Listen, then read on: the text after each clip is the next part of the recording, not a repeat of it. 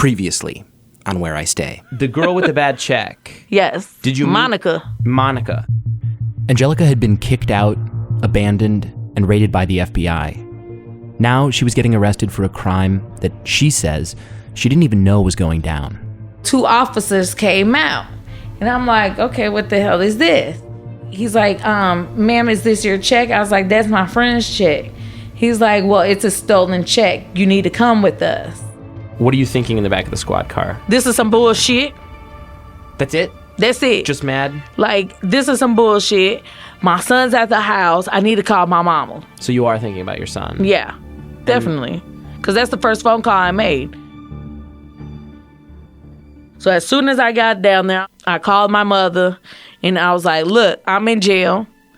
I need you to go pick up my son. And I gave her the address. From Rivet and StreetWIse, this is Where I Stay.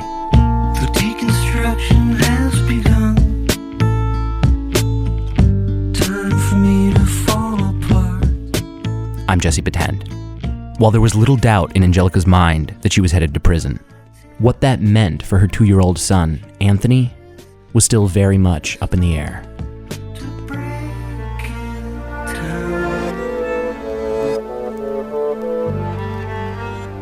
Episode 5, Inmate of the Month. And break apart. I'll break apart.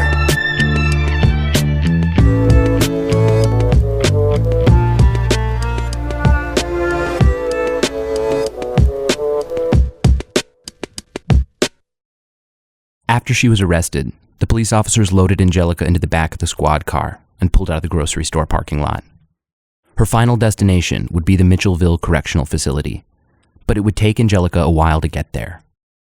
In Iowa, you go through different stages. So, of course, you go to jail. In the jail, that's where you get your phone call or whatever. I had to call my mom to pick up my son for me. In Des Moines? Yeah.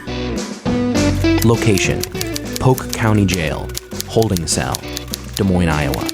It's a 2-bunk cell, bathroom with a sink, all attached. It's like stainless steel. So at the top you got your sink, and when you push the button, it comes out like a drinking fountain. So it's like your drinking fountain, your where you wash your hands, where you brush your teeth, and then down right attached to it is the toilet. As strange as it might sound, one of the chief attractions at Polk County was the toilet system. Polk County Jail, all the toilets are connected. So throughout the night, you hear people talking through the toilets to other people on different floors and stuff. Yeah. Oh, wait, what kind of things did you hear through the toilets? Them just talking, having conversations. What they would do was either pull out the water and stuff using a cup or whatever, a bowl, and drain out the water out of the toilet, or they would pump it, which you would sit on the toilet and stuff and just pretty much bounce up and down. What? And it would siphon the water out of the toilet. Oh my God. So then they'll take toilet paper rolls or whatever and put them together, and then you stick it into the toilet and you talk to other people on other floors. And if you weren't talking to other people on different floors through the toilet, you were talking to your neighbors through the air vents. So it was, every night was chaos. You heard people over here, you heard people out there, or through the air vents, you heard people out of the cell yelling and moaning and groaning and talking to other people in the other cells and stuff. So it was like rest was not what you were going to get. So was it like almost like message in a bottle? Like people would just talk and be like, hey, like, who's up? Like Pretty that? much. It'd be like, Johnny, where you at? Where you at? And then all you hear is, I'm right here, what's up? And I'm like, what is going on? Like, are you guys seriously talking through toilets now? On certain floors was females and certain floors held men. Oh, so you are people could talk like to the flirting guys with each other through the toilets? Oh, yeah. Oh, no. There was a couple that they caught a case together. They were on different floors. They were able to talk through the toilets to one another. Yeah. Did you strike up a friendship with anybody through the No. toilets? Did you ever talk to anybody through them at all? No. No. Something about sticking my face in the toilet did not excite me. And I pretty much kept to myself when I was in the jail. Angelica spent her first night alone in a cell, listening to voices echoing through the pipes. The next day, a cellmate moved in. Originally, I was in a cell by myself, and then another girl came. She ended up having court like 2 days later and then leaving. And then another girl came, and then a third girl came. What was she like?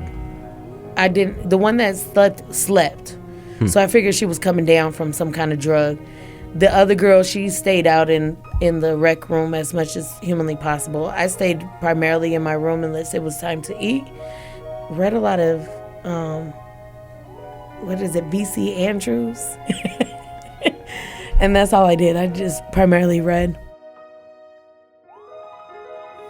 A few days passed.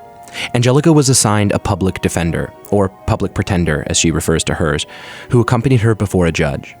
With no money for bail and no one to ask for help, she'd have to stay in jail with the toilet talkers, at least until her trial was over. Angelica still wasn't sure where she'd end up, but she did her best to settle into the chaos around her. There was a girl down the hall from me who poked out her own eyeball. She hallucinated, and the voices told her an eye for an eye.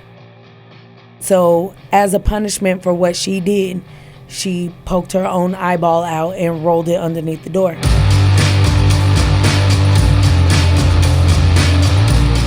When the guard came, she stopped because she seen a trail and something in the middle of the floor. Come to find out, it was the young lady's eyeball. Did you hear the scream? Like, did Well, you know? when everybody else is screaming, you just try to block everything out. You got the toilet Okay. talkers and the wall talkers. So and you just heard this through the people toilet system. Yelling and, toilets being flushed through above us, below us, next to us. A lot of chaos goes on. So it's so loud that someone could take out their eye and you wouldn't even know. She should have been well institutionalized and well medicated. Oh, God. Yeah, that's really bad. Yep, Wow. I remember that. And you're like 21 years old? Angelica was at Polk County Jail for about 2 weeks. Then I was transferred to Missouri, which is a holding center. This was just a slightly bigger version of the Polk County Jail, where Angelica could wait out her trial. It was a co-ed holding cell. So one day, he's going to kill me if he ever hears this. So one day, in order for us to go outside, we had to pass a gate, and the gate had men on the other side. So we could physically see the men. Everything that they was doing, we could see. So one day we were going outside, and there was a guy that was standing on top of a table watching the TV with a towel over his head. So I was like, oh, I like him. Imagine Snoop Dogg with his hair down and this man with long nails. And that's exactly how he is. He does not like anybody messing with his nails. He hates when a nail breaks and everything else. But he reminds me of a Snoop Dogg. And if he puts his hat, then he might even pass for Eazy-E. A tall, skinny Eazy-E. On her way back in from the yard, the guy was still there. I was like, yep, still like him.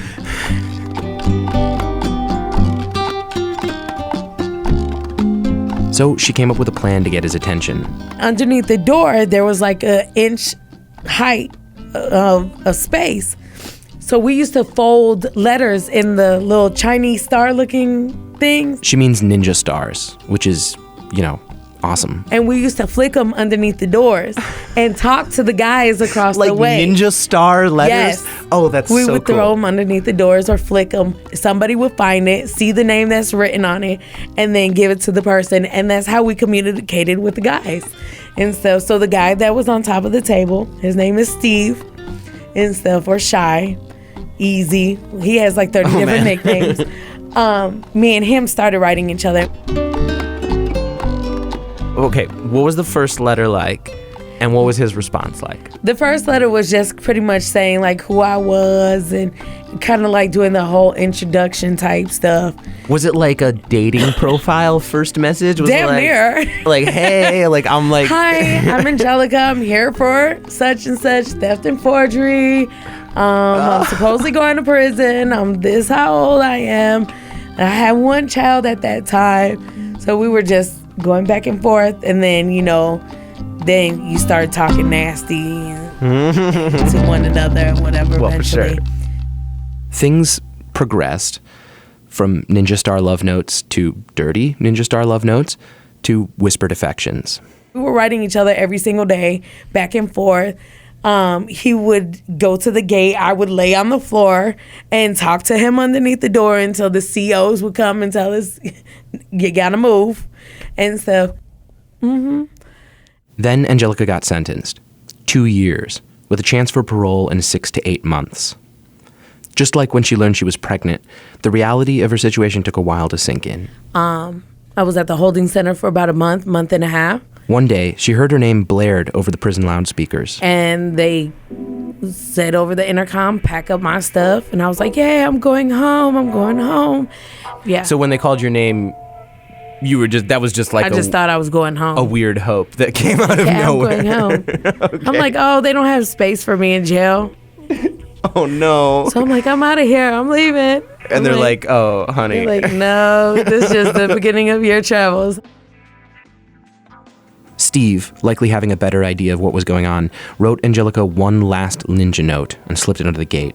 He sent me a letter instead of with his information, his phone number. He's like, call me, don't forget my number. So I'm like over there trying to write it on my hand because I know they're going to take everything from me besides my correspondence with my attorney. So I'm writing it on my hand. I'm like, please don't wash your hand. Don't ever wash your hand. Angelica was loaded onto another bus. Missouri cornfields blended into Iowa cornfields. And to my surprise, no, I was being transferred to IMCC. Location, Iowa Medical Classification Center. So it's like a plexi wall that you could see other people and they could see you, but only one person is allowed out of their cell at the time. And then all you can do is just walk that little hallway and make your phone calls, and then they put you back in your cell. So you're in your cell 23 hours out of the 24. They do all the testing, STD, AIDS, everything. You see the psych doctor, you see the physical doctor, and they determine from there what penitentiary you go to, depending on your needs. Here, Angelica was finally properly diagnosed for the first time. Back when I was younger, I was diagnosed with behavioral disorder. That's how my mother was able to get me sent to a residential treatment facility. But nobody ever really took the time out to really go deeper into it. So while I was in IMCC, I had to see the psych doctor, and we started talking, and he ended up diagnosing me with borderline multi-personality with depression. So I ended up taking Wellbutrin with lithium. Did you notice a change? Yes, because of the fact that on Wellbutrin, even if I wanted to cry, it'll give me like 2 tears and that's it. There's no way for me to actually cry while I'm on Wellbutrin. Lithium just had me blank. So that's so you're almost going into what is probably one of the scarier parts of your life so far, almost like blank. A zombie. Like, yeah, Yes. like I was going to say a zombie, but that seemed callous, but that's what it is. Pretty It's much. like emotionless. You have no almost. feelings, you have no emotions. Wow. I really believe that some of the people were just medicated just because of the fact that they didn't want to have the problem with them, when they go in. Because when I went into the prison, naturally a person would feel fear, terror, and a shame, and all those. And I was kind of blank. I knew that I had those emotions and I had those feelings, but to actually express them, I couldn't. I was just there. I was existing. And then in your mind, you're like, okay, I'm going into this unknown situation, so therefore I have to be hard. I got to be tough, because otherwise they're going to try to punk me or anything else. And then it's hard because you're also medicated. So how do you be hard, but then you're like, your eyes are slooped down? Did you tell them about the hallucinations that you had as a kid? No. Angelica had hallucinated before. The most frightening had been the bandaged man who watched her as a child at the Four Oaks Behavioral Treatment Center. But she'd seen others since. No?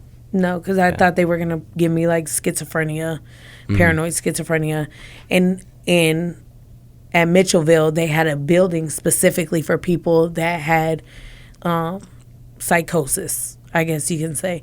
So the ones that were more harder to deal with or had the hallucinations, they were in a unit by themselves. So you're kind of picking what to tell them, hoping Yes. to kind of determine where you're going to end up. Visions of the girl from Polk County who took out her own eye were still fresh in Angelica's mind. And that's not where I want to be at. Yeah. And definitely not in a padded room. Yeah. The hallucinations never bother me. Even now, if I hallucinate or if I see something, they don't bother me. But it's just like, have you ever been in like a room or walking somewhere and you swore you saw a mouse run across the room? Yeah. Or a roach or something? You just saw something. It's the same thing. It's like, but I just see people. So if I see a person walking across the room and I know darn well that they're not there, then I don't have to acknowledge that they're there. You know, they're not attacking me. Trevon Davis Neal is a senior clinician who regularly works with people who've experienced homelessness. When it comes to Angelica's story, she feels like she didn't actually get properly diagnosed until she actually got to prison. Is that something that you find often in your work when people come to you? In general, do they tend to have an understanding of their mental health? Most of the individuals know that there is something wrong. Most of them have a previous diagnosis from somewhere. But after spending 2 hours, an hour and 45 minutes, and listening to their story, oftentimes I find that their diagnosis that they received back when they were 13 is inaccurate. A lot of times individuals are diagnosed with bipolar.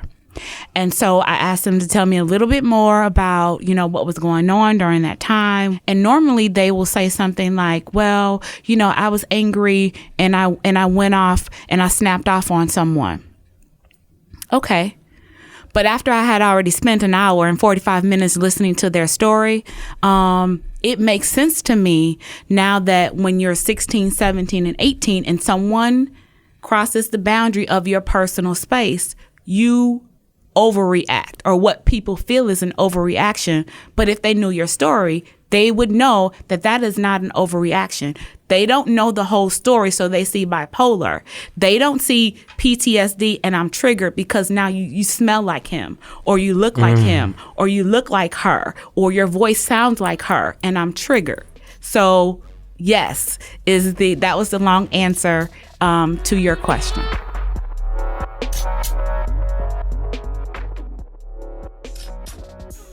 At the end of her 30 days, Angelica and a few other prisoners were transferred to their permanent home. After I was cleared through classification, that's when I ended up going to Mitchellville. The Mitchellville Correctional Facility for Women. The COs, correctional officers, just open the door and be like, they say your last name, Burgos, pack up your stuff. And that's it. And then within 30 seconds, they're like, hurry up. And so we all packed up our stuff, came downstairs, then we had to wait. They put a chain around your waist, and it's a padlock. And then they put chains around your ankle, and then they have another chain that goes from your waist to your ankle.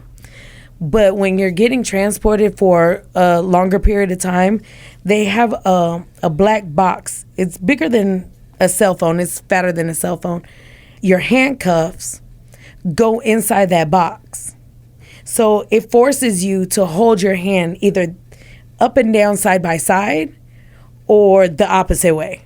And then that black box gets attached to your waistband. So now you can't move your hands, you can't move your legs, because now you're scuffling, because they only give you a whole maybe foot of chain in between your legs, and now you're scuffling, and all you hear is chains wrangling behind you, in front of you, And with you and these two other people are all chained together? Mm-hmm. Eventually, their bus pulled up in front of what looked like a heavily fortified college campus. Oh, this is prettier now. Is it? It's prettier than when you were there? They got nice buildings now. Let me see. Location: the Mitchellville Correctional Facility for Women. It was an old orphanage. So in one of the units, which was unit 5, I want to say, in the basement, they had hooks. So those hooks were allegedly, when children were out of control, they would put them down there and chain them. And then like during wintertime, you could look down in the field and you would see the cemetery where some of the children were buried, but they can't take them out because it's a cemetery. Mitchellville was divided into 8 separate dorm-like areas. We had 1 through 6. These were general population. There was also a psych ward. And then we also had the bottom of the hill. The bottom of the hill was for drug treatment. All these areas were connected by the yard in the middle. Everybody still's lined up together, and now you have to walk through the yard. So when you walk through, they shut down the yard. When new inmates came to Mitchellville, all the other inmates were shooed back into their gated dorm areas. So there's maybe about 15 to 20 of us. Along the fence surrounding the yard, other prisoners were pressed against the chain link, trying to catch a glimpse of the newbie parade. Just everybody was looking at everybody. So we ended up using the right sidewalk instead of which passed the cafeteria, which passed the psych building, all the way to the end of the walkway, which was unit 5 and 6. Walking through the yard and stuff, the COs will tell you and stuff, don't make no eye contact, keep your head down. Me being hard-headed and wanting to see my environment, of course I'm gonna look. There was a girl, I'll never forget, her name is Ruth Ann. And I made eye contact with Ruth Ann. And she was like, fresh meat. And I'm like, oh, hell no. Now she's talking about fresh meat. And so that's when I freaked out. Ruth Ann was to the right. So they ended up walking down as far as they could go with us until the CO told them either go back or I'm sending you back to your unit. But during the whole time, they're making comments to different people in the group of us walking down. Oh, she's pretty. Oh, she had a fat booty. Oh, I'm finna get her. Or that's the one I like and stuff. It's a whole tactic of getting intimidation. For the first month, inmates are housed in their own separate unit to give them time to adjust. In Angelica's case, it also meant that she would have some time to come up with a plan to deal with Ruth Ann. But the yard and the rec areas were all communal, meaning there was nothing to separate old and new prisoners. When Angelica finally got to her cell, she was alone again. When I got to the room, I was by myself because everybody else was in the yard. I'm like, I'm not going out there and stuff. I'm going to keep it cool. I'm finna go to sleep. I'm just going to sleep my time off. And which is a lot of times what people do. They think that once they get in, all they're going to do is just sleep their time, read a book. So she goes to sleep.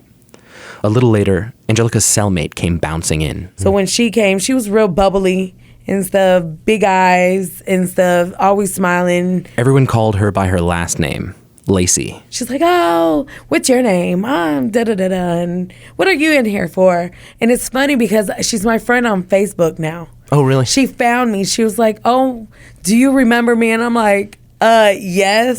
I mean, you don't forget your cellmates. What was she there for, by the way? Armed robbery. She had 10 years. And did she kind of just take to you immediately? Yeah. It seems like she was friendly almost right away. She's like, oh, come outside. You can meet my friends. And I'm like, oh, okay. So then I ended up going outside and then meeting other people. And then that's where Ruth Ann came. Ruth Ann was slender, fit, and had a habit of telling people up front that she wasn't going anywhere anytime soon. Like, oh, I'm Ruth Ann, I'm here for life. Oh, I shot somebody. And they died. Anyway, Ruth Ann, the lifer, spotted Angelica from across the room, walked right up to her. She was like, oh, I saw you. I'm like, yeah, you saw me. And now, my whole toughness is coming out like, okay, one of two things gonna happen. Either we gonna be cool or me and you finna fight and I'm just gonna have to go to the hole, which is gonna be another 30 days. But hey, I don't have to deal with you. The two women eyed each other, and Angelica prepared herself for a fight. But the rec area was swirling with new inmates, and Ruth Ann was like a kid on Christmas. Something better catches her attention. But she was distracted on other people and stuff. It almost seems like there's a bunch of new kids, and she's like, "Oh, who do I pick on? And getting like distracted. So she's like got her eye on you, and then she sees someone else, and it's like a fraternity, you kind of and get she's away. the leader of the fraternity to start like hazing people. Angelica melted back into the crowd.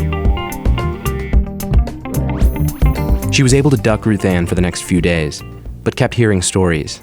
For instance, Ruth Ann had a girlfriend at Mitchellville. Every time her girlfriend would go up for parole, she would fight her girlfriend. She would go into the dorm and stuff because they were in different units. So she would fight her. So they both would go to the hole. So that would end up canceling her girlfriend's parole date. That happened again and again. And then once they kind of figured out what was going on, they were like, regardless, if you jump her, if you guys fight or whatever, she's going to see the parole board because we know what you're doing now.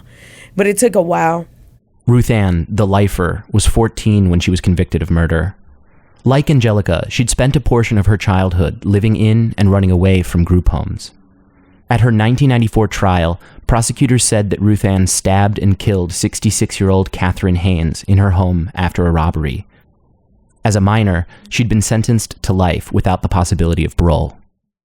About a week into her stay, another inmate walked up to Angelica and asked if she'd met Christina yet. And I'm like, Christina who? And she's like, oh, I'll show you. So when I saw her, I'm like, you look familiar. Because she's a light skin, freckles on her face. And so I'm like, you look really familiar. I'm like, what's your last name? She's like, Fetters. And I'm like, oh my God. Like, we went to first grade together. Like, I remember you telling my brother about how you eat Elmer's glue. And yes. Christina used to put Elmer's glue and let it dry overnight and then eat it like a Snickers bar in the morning. Oh my God. Then she'll put glue on her hand and just lick it. Yeah. She was unique. And then one day, my oldest brother came to pick me up from school, and she went up to him and said, I drank a whole bottle of glue. I'll never forget the day. He was like, I'm happy for you. And he was like, okay. So when I seen her in prison, I'm like, oh, do you remember? And we started reminiscing and stuff. And then she told me about, how she ended up being in prison because she was there for murder as well. What was the story there? Her story was she was on drugs, and I guess she had asked her aunt for some money. Growing up, Christina had been raised primarily by her great aunt. When she was 12 years old, she ran away with a 23-year-old man from Milwaukee. The man was later arrested on kidnapping charges. It was revealed in court that he'd held Christina at gunpoint, broke her nose, and raped her. After the trial, like Angelica and Ruth Ann, Christina was admitted to a psychiatric home for troubled children. Christina wouldn't see her great aunt again until the night of the murder. Her aunt wouldn't give her no money. They got into an altercation, and she ended up hitting her with a frying pan and ended up killing her aunt. So she ended up getting a first-degree murder. So, at the time, Christina was the youngest inmate in the state of Iowa sentenced to life without the possibility of parole. Years later, Christina was starting to turn her life around. She was getting married. They were trying to figure out a way, a prison that she could go to where she would have conjugal visits because she wanted to have a baby and everything else. She never had the baby, though. She ended up having cancer and passing away a couple years ago in prison. So, but she was married. Yeah. Had a husband. That's kind of amazing. Was she like So I think when people hear like, oh, she was in jail for murder, they're like, she was tough or something. But like, was she, or was she someone who had like made a mistake and now was in prison? Like, what was her kind of character like? She had accepted what she had did and was okay with where she was at.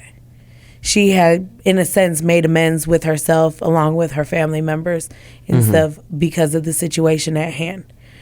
I've noticed that a lot of times in the female penitentiary and stuff, the ones that committed certain crimes, they'll admit to it and come to peace as to what they're going to serve and stuff. There's no sense of fighting it or whatnot.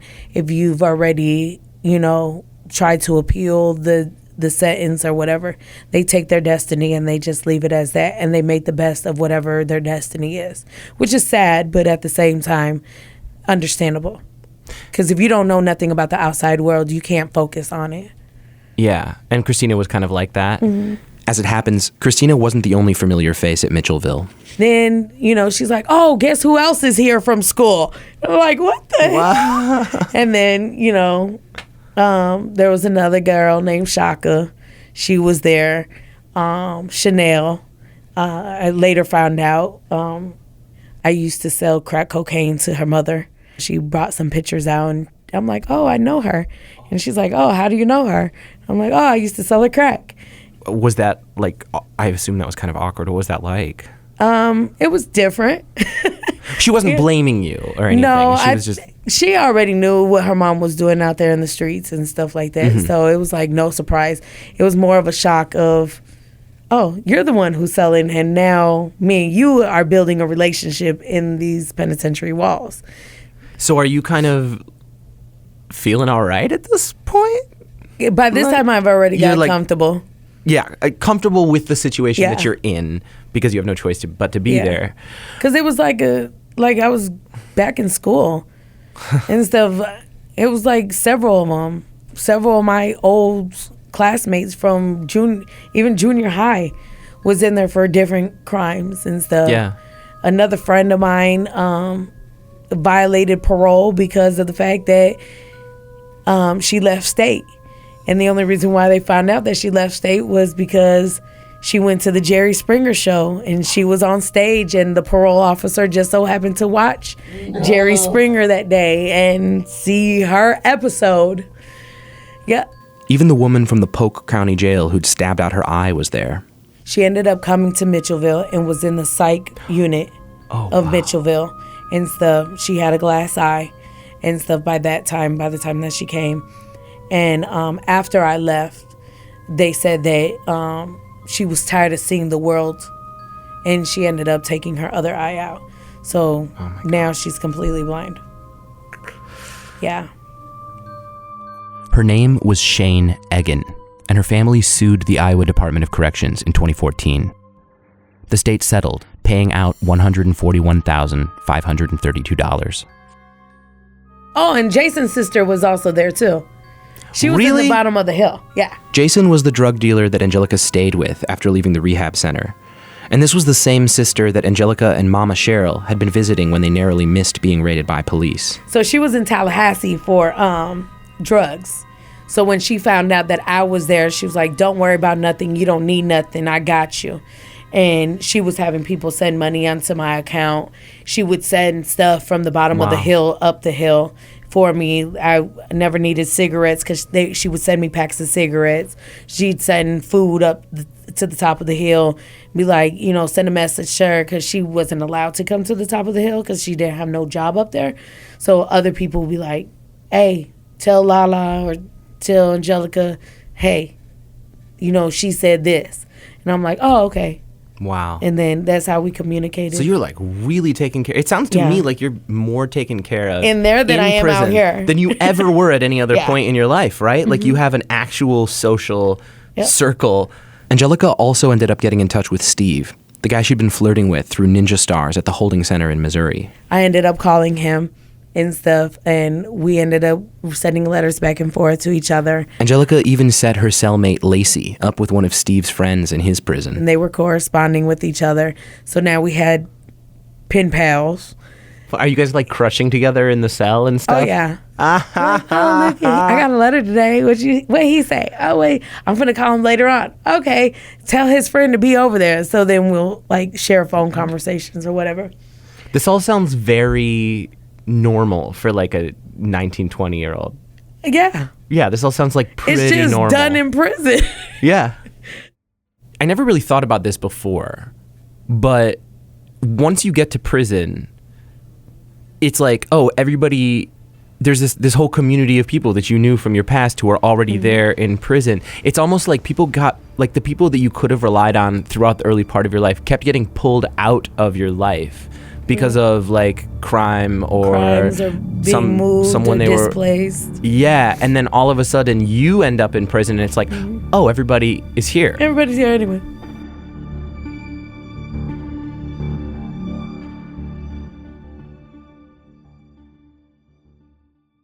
While Angelica was discovering her new environment, the outside world was moving along without her. Did your dad know that you were locked up?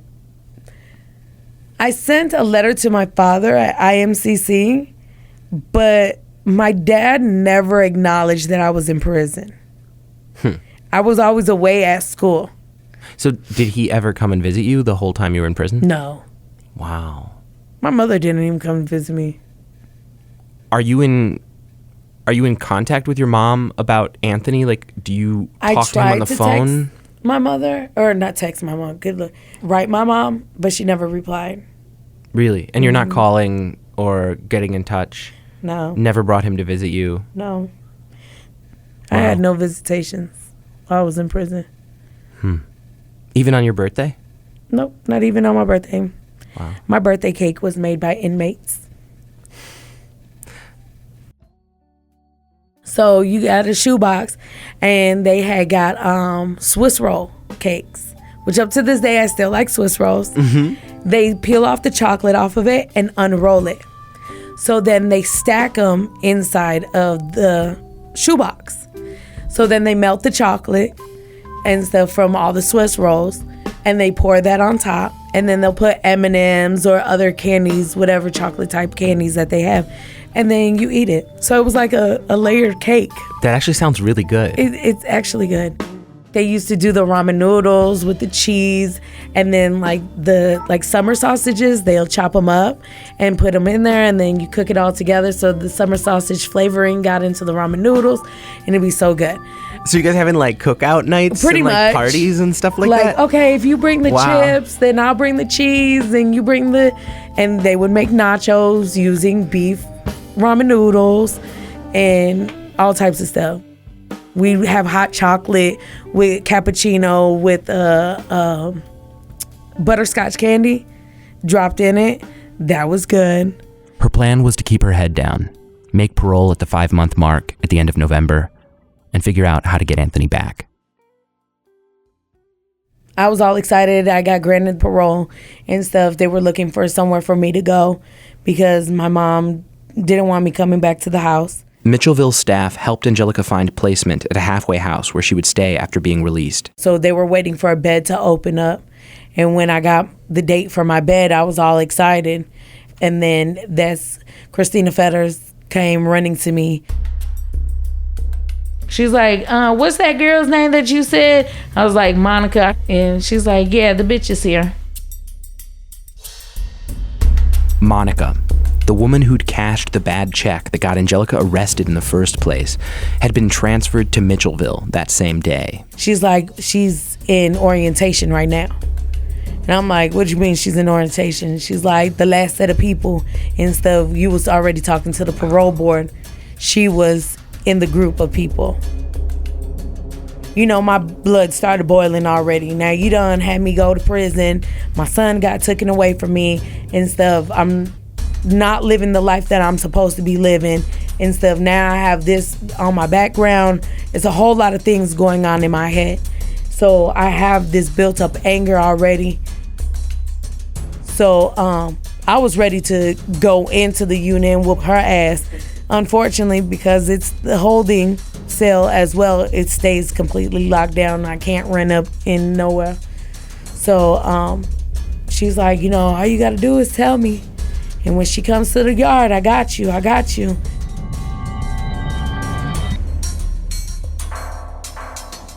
And I'm like, man, as tempting as it is. She's like, I ain't got nothing else to lose. I'm already here for life. What they gonna do? Put me in the hole? I've been in the hole before. She's like, it's nothing. It's nothing. Just let me know. I'll take care of it for you.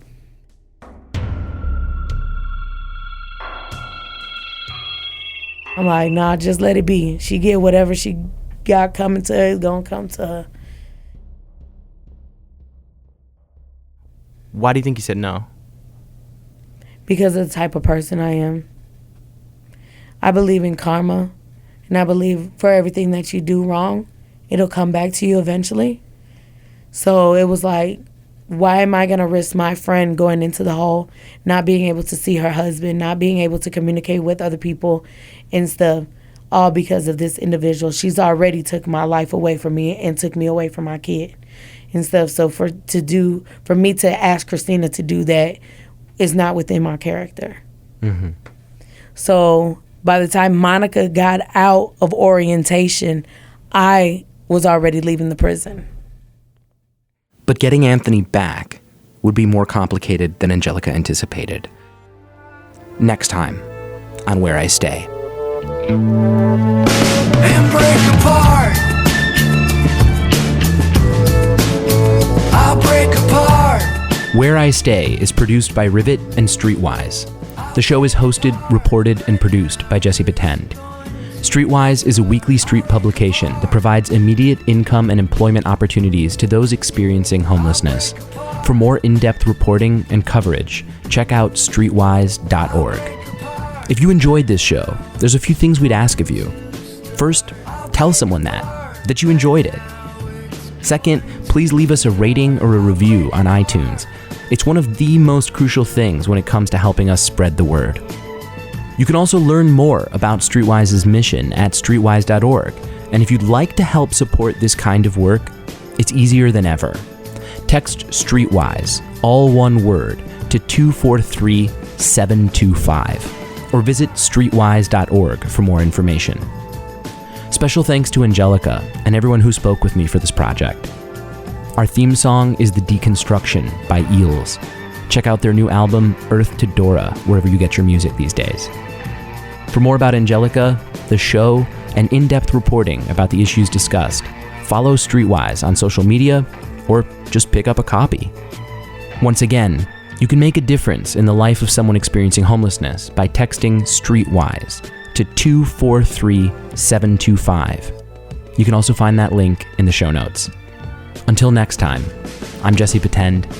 Thank you for listening.